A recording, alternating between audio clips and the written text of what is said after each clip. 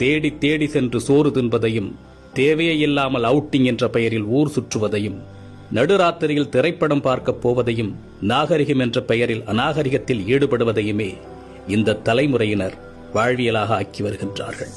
உணவறியாத குழந்தைகளின் கையில் அலைபேசியை கொடுத்து அதை பெருமையாக பார்த்து ரசிக்கின்றது சமூகம்.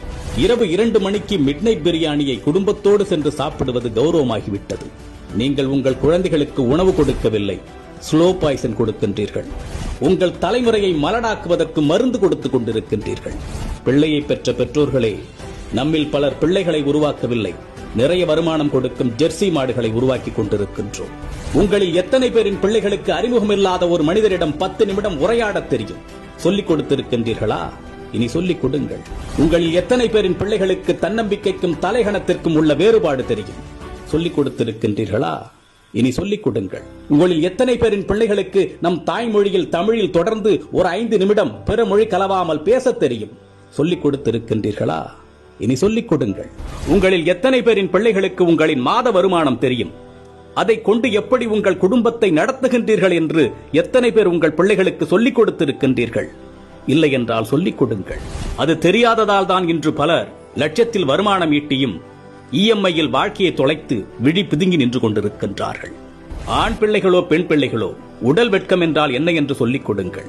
10 வயதில் அணியும் ஆடையது, பருவ வயதில் அணியும் ஆடையது, படுக்கையில் அணியும் ஆடையது, பொதுவெளியில் அணியும் ஆடையது என்று வேறுபாடுகளை சொல்லிக் கொடுங்கள்.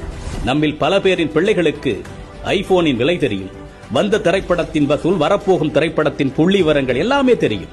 ஆனால் அன்றாடம் நாம் உண்ணக்கூடிய அரிசியின் விலை தெரியுமா? காய்கறிகளின் நிலவரம் தெரியுமா? எப்பொழுதுமே உறவுகளை எதிரிகளாக மட்டுமே கட்டமைத்து அவர்களின் மூளைகளில் ஏற்றிவிடாதீர்கள். உறவுகளை ஒதுக்கத் தொடங்குங்கள் என்று அவர்களுக்கு நீங்கள் சொல்லிக் கொடுத்து விட்டால், அவர்கள் வளர்ந்து விட்ட பிறகு அவர்கள் ஒதுக்குகின்ற முதலாவது நபர் நீங்களாக தான் இருப்பீர்கள். வாழ்க்கை என்பது வெறும் கேளிக்கையும் வேடிக்கையும் பணம் ஈட்டுவதும் ஆடம்பரமும் மட்டுமல்ல, அது மன நிறைவாக வாழ்வது.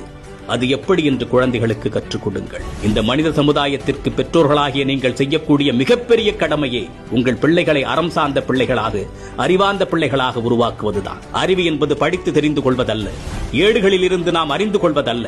நாம் கற்றுக்கொள்ளுகின்ற அத்தனையும் நமது புத்திக்குள் இறங்கி அது என்னவாக வெளிவருகின்றது என்பதை பொறுத்ததுதான் அறிவு. சிந்திக்க தூண்டுவது அறிவு. தன்னுள் எழும் கேள்விகளுக்கு தானே விடை காண்பதுதான் அறிவு. அப்படிப்பட்ட அறிவை உங்கள் பிள்ளைகளுக்கு வழங்குங்கள்.